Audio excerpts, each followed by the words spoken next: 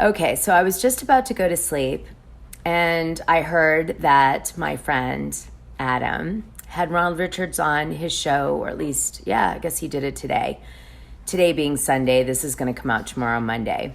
But anyway, so I guess Ronald Richards found out that there was some other case that Erika Jane Girardi had been involved with. She apparently filed a claim of fraud on her credit card of $700,000, which to me doesn't make any sense. I mean, okay, a $5,000, fraud on your credit card, I get, like you buy a piece of jewelry or, maybe even, I don't know, you buy a car on your American Express Black Card and it's like a clunker, so and they don't take it back or something. But how do you have a $700,000 charge that you're saying, or that you have? I even understand, someone you doing several expenses on your credit card and maybe racking up a bill of $10,000. But I mean, American Express Black Card and Platinum Card, which is purportedly the cards she was using based on Ronald Richards' evidence that he provided on his Twitter, they're pretty good about red flagging charges and saying something seems like, something's off, card holder. Could you quickly say these are okay?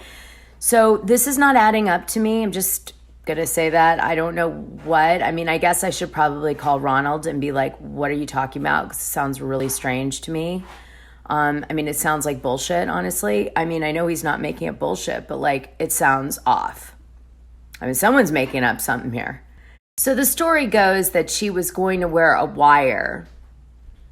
To do what? To meet with the fraudster and to say did she know the fraudster? Was she being blackmailed and putting it on her credit card, and she was going to wear a wire to show the cops or the feds where this gentleman who was trying to, hold her to blackmail or something. I mean, I don't know. I'm just trying to think of anything at this point that would make this make sense. That the credit card company would be like, hi, Erika, could you wear a wire and meet with the fraudster so we could catch him? I mean, unless she had a personal relationship with this person who took the $700,000. I mean, that right? That would be the only thing I could think of, that it's some sort of vendor and she was going to set up a meeting and show that they did fraud. Purportedly. Okay, so anyway, I looked a little deeper.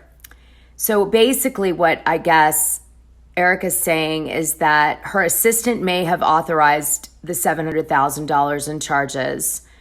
It was with a merchant who she had a personal relationship with. And the government that was investigating the fraud backed off this because they didn't see her as a credible witness. So they decided to not pursue this case against this merchant. Okay. It's still not making any damn sense, right? So if the government finds out that someone stole $700,000, whether, unless your assistant authorized it and it was right and correct, then they're going to pursue someone who has stolen $700,000 from a credit card company, especially if Erika was reimbursed it. So if Erika's taking the loss now and she's saying it's not fraud. So if Erika is not saying it's fraud now, I get it. Okay, so then that would make sense. She's like, oh, guess what? I'm sorry, I made a mistake. The $700,000, it wasn't fraud. The merchant and I had a misunderstanding, But I mean, let's just talk about what he's saying happened. He's saying she wore a wire already, and that's what she said on the show. So you mean to tell me that in this week, the feds decide to drop a case. They're going to let some merchant walk away with $700,000 after having Erika do a wire and wear a wire with them and go through that whole investigation? They're just going to go, you know what? Forget it. There's too much material here. Let's just let it go. Let's not pursue this. There's only one way they wouldn't pursue it, and that's if she said, you know what, it isn't fraud. I'm sorry. I'll pay the $700,000. There is no loss, and I'll own it. And so that's it. I know people think we're just bumbling idiots, but we're not. We're not idiots. We know what we're doing. We can see when something doesn't make any sense. Come on now. I don't know what, maybe Ronald only got a small piece and he's trying to tell the story and have it make sense. I know he was teasing it like 2 weeks ago, so maybe he got, maybe he was like pressured to kind of talk about it now or something, and he doesn't have all the info. But I mean, it makes no sense to me. It really doesn't. So I don't know what Erika's attorney told him, but I mean, just anyone who's had an American Express card, this is not going to make sense to. Just sorry. Now, just to say it, I have to draw the line somewhere. And you guys know that a fan put Erika's face on an image of Jesus Christ on the cross, like, being crucified. And the fan compared Erika to that, and she reposted it. She said that she wasn't trying to say that she was Jesus, but she just liked the post a lot. She also, of course, went on Twitter and said that the whole show is because of her, and the only reason it's so popular is because of her, and the 4-part reunion is because of her.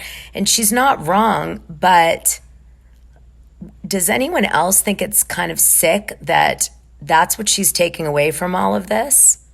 I mean, yeah, we could watch a reality show about someone who kills people, but I mean, I'm sure that would be really interesting for people to see how the person, can function in society and pretend like he's not a murderer and watch the whole thing, and we'd be riveted into watching that show. But I mean, this is like, but that's not something to be proud of. And let's be clear, Erika Jayne didn't go on this show this season because she's facing it and she's so strong. She's a strong diamond. She went on the show because she wants to be famous any way she can get it. She is Roxy Hart in Chicago. Remember Roxy?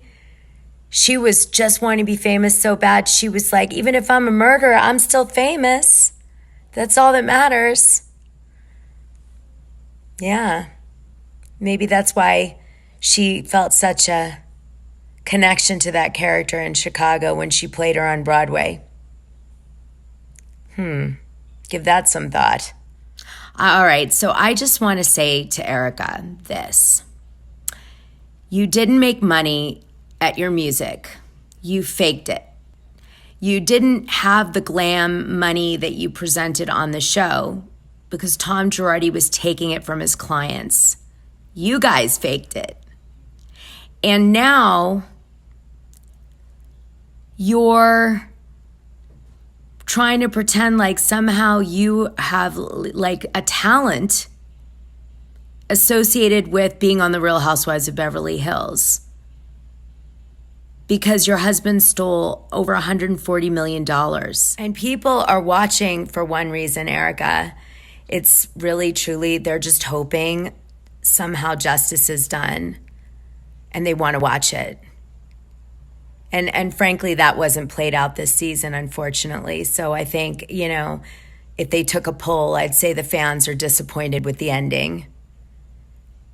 Let's hope the reunion's better. I forgot to mention, you even faked your face. Your face isn't even your face. I'm just saying. I have a picture of your face on my Patreon, and it's not your face. So that's even faked. Is there anything real in you, child? Anything? God, why can't you just apologize to the victims? Why? I wouldn't even care. I wouldn't even bother to do this video if you had done it. So frustrating. I'm so sick of talking about you.